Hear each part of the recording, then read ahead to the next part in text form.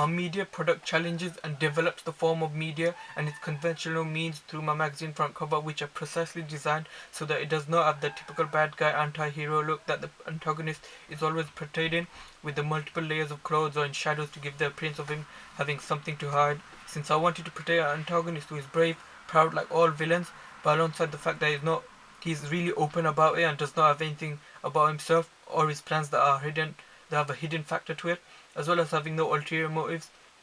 I try to portray this look through his stance, which is very open, almost soldier-like, which his and like the protagonist, who have both of them had been friends before, but hatred or betrayal had really arisen between the characters. Like for example, the Empire, Bane, and Joker covers, where the famous villains seem to be covered in shadows for the audience to break down and have a need to find out the mystery behind them. Even the Sherlock Holmes Blackwood poster, Mark Strong is portrayed to be wearing multiple layers of clothing, which represents his wealth because of the expensive look and texture to his clothing, as well as representing different layers to his personality and his plans, something I did not want to be visible in my own character, since he is not after the world or after destroying it. All he wants is revenge of his past disaster and event in his life, which has totally shattered everything he believed in and broke this friendship that he had with his friend. My trailer, although it has the look in my antagonist, as well as it also uses all the previous forms of conventions that are found in sci-fi action films, like explosions, fighting, ships, aliens, planets, and beautiful skies in different planets. The conventions of real media in my product is still not as efficient or as good as it could have been, since after looking at my final product and the ancillary tasks, I can see that these conventions are not in full use. Instead of creating a limited subscriber cover, I could have created a more well-produced regular magazine cover with all the text and information that are needed. That would have been that would have had an even more greater effect, since now it would have helped to make it stand out more, as well as the clash of colors like blue and yellow eventually start to look weird and start to hurt the eyes, even though a few magazines do have limited subscriber editions for the subscribers. Instead of the magazine being on the stand, it sort of hinders their audience and limited them down. But on the other hand, it increases in their sales, something that could be improved with my own, since they gain a more audience to pay monthly, and they know they're going to pay monthly since they're subscribers. Also, picking this method of creating the cover was an okay choice at best for me. Also, through the use of Superman as an inspiration for my animated trailer, I was able to produce a more action-oriented scenes with superpowers, the Battle of the Titans, that I've tried to come across in the trailer. Like the examples in Superman 2, where Superman fought Zod with all his powers and all his mights. Like if you click on the links below, you can see these trailers, these scenes. In some sense, with my magazine front cover, I have tried to challenge the old look of the stereotypical villain, which in turn can be drawn from postmodernism, since now it was a way of getting rid of the old or challenging the old with the new and intertwining subjects of getting to produce new products and genres that have been mixed, like a sci-fi action comedy, as well as an art that knows it is a media text but allows it to itself to be made fun of. I've also tried to use an animated series, like always keeping the drawings consistent throughout the entire thing. Like in all animated trailers, cartoons, movies, there always has been a funny aspect to the cartoon characters, which I really didn't want to be in my own. I wanted them to be as human as they possibly can be, with the fact that they are still aliens like Spock or Sinestro, who look human, but there's different aspects to them that really tell the audience that, oh wait, those are aliens. Also, I wanted a bit more realism in my own production with the animation. That's why I really tried to keep it as realist as possible with the drawings. We're exaggerating proportions that are really visible in nowadays. I tried to really bring from the 1980s, 1990s cartoon series, where nearly all the characters were well proportioned, well mannered, and although they were for kids, there was still a adult oriented feeling to them, since they really attacked views of the modern world to educate kids, something that I would really want to do with using my own trailer. Like in one Superman episode, they show death and the whole extreme killing and the capital punishment and everything, like gassing someone, or electrocuting them like a prisoner, which you wouldn't really expect in a cartoon show. But this one did something that I want to use and have used and applied action to it, since Superman has been a really great inspiration for me, as well as the cartoon series. I've really drawn from it and tried to create an action-based trailer cartoon. I also tried to add and use feminism in my own production. I don't think I've used it to its fullest in order to present a strong, independent. Her being seen only for a few seconds makes her less important, even though my first intention was to establish this female as the stronger being of my two leads, as well as the leader of both, as well as presenting within my story a bigger role than I could have given her, that I should have given her within my own trailer. A feminist might see this as being too sexist, as well as be going back to the traditional role of having a weak and unimportant female character, which goes against everything that women have become right now. They have become equals and gained equal rights as men, as well as having interesting and really important roles within the films or a series. If I had the chance to do this project all over again, then I would try to take the route to present a female but that has a bigger role and important presence within my film, as well as her being the lead, so that my audience do not forget about her, as well as allowing an equality to be planted in the minds of my audience. Or I could solely base the entire trailer around the female character as an antagonist or a protagonist to reflect the different role that is possible for a woman to play in the 21st century. The strength between my ancillary task and my main product are the fact that I kept the designs consistent, even though the drawing of each is different from the other, but the color scheme and the facial expressions and the look of the character still gives the audience of the sense of recognizability, as well as who is good and who is bad, and keeps everything the same throughout the whole thing, through the ancillary task and my main product.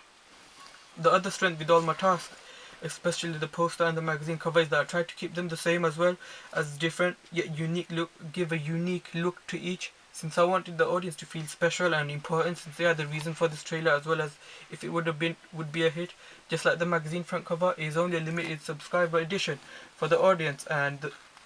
the subscribers, but even though each of the tasks has its own unique strengths to gain more audience attraction towards my product, but the fact that I used 3 different styles for the trailer, the magazine front cover and the poster, I might have created a distance between them, as well as confusing the audience, since now they could see it for a sequel or a totally different film altogether. But the fact that I kept the titles the same and present in all the products, like the magazine front cover and the poster and the trailer, draws a clear connection between all of them.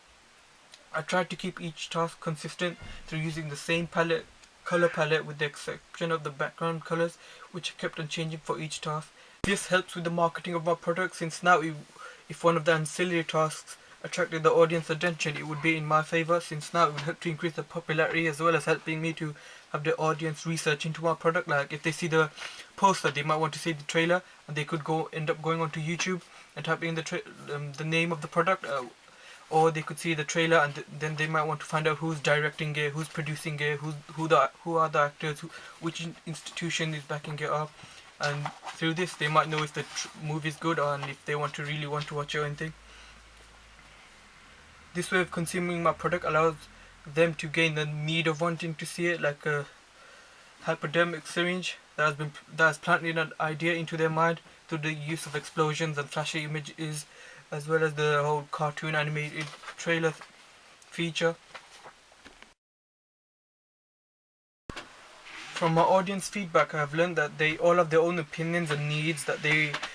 watch a certain film or cartoon. I tried to use this information and apply it to my own trailer as best as I could. The feedback also allowed me to gain an insight of what style to use for my product, like a traditional cel shaded animation or CG animation,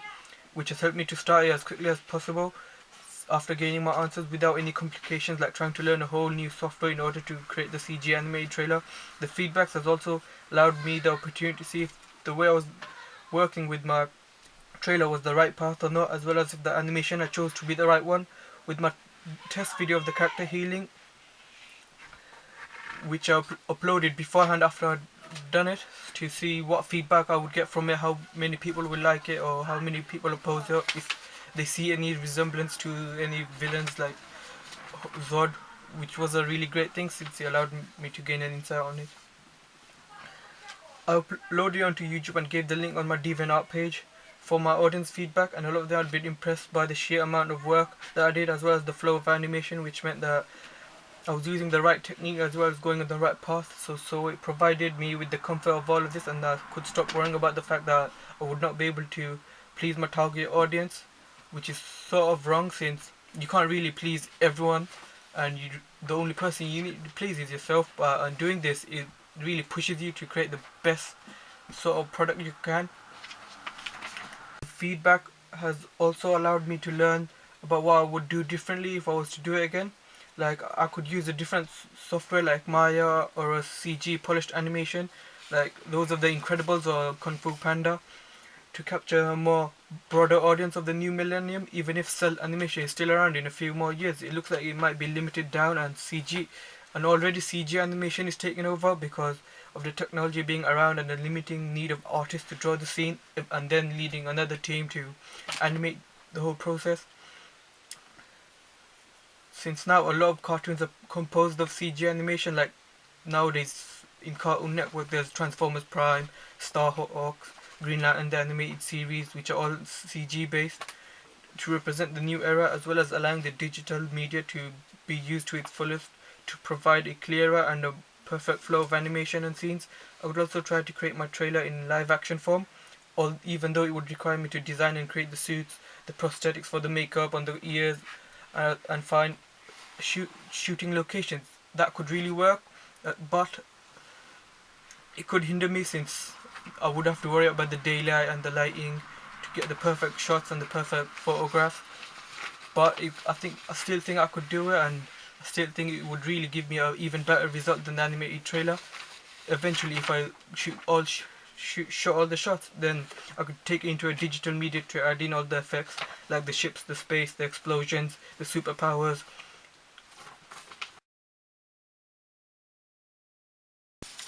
New media that I had used for my own production was Photoshop and Windows Media Movie Maker in order to create my animated trailer through the use of drawing each movement using up to 3 or 6 slides and then uploading it into Movie Maker to create the moving action and the flow. But even though this process has been easier for me instead of using Premiere Pro, which might have taken a little longer because of the whole rendering process that my classmates had faced, in my own trailer, the action scenes had been lagging and skipped onto the next movement too quickly, and the quality looked to be corrupted as well, and being in low in comparison to a few different scenes, which I think I could have prevented by using Premiere Pro or Adobe After Effects, since those are the ones with more quality and they have more options for you to really enhance your quality of the video, as well as allow you to do a more perfectly. Could have created a more fluid scene of action through the use of Adobe Flash to produce my trailer in order to get the best result as possible, as well as using Premiere Pro or After Effects, since the editing material and equipment on those softwares would have provided me to edit my footage so much to the maximum capacity that it would have helped to create and enhance my trailer speed and quality, and might have come out a bit more better and in HD as well. I also made use of Audacity, a sound editing software, to create the sounds of my trailer, as well as Tascam recorders to record the explosion during bonfire night, and then to use it for my background sounds on my trailer, which I think I did not. I also took advantage of the internet and social network sites like Facebook and my account on DeviantArt for the audience feedback to gain a wider ranged response from my audience during the questionnaire, as well as the audience response and their reaction, their thoughts on my finished trailer, and to see what they thought of and how I could improve it, or what else I could do to improve it, and what software I could use if I was to do it again.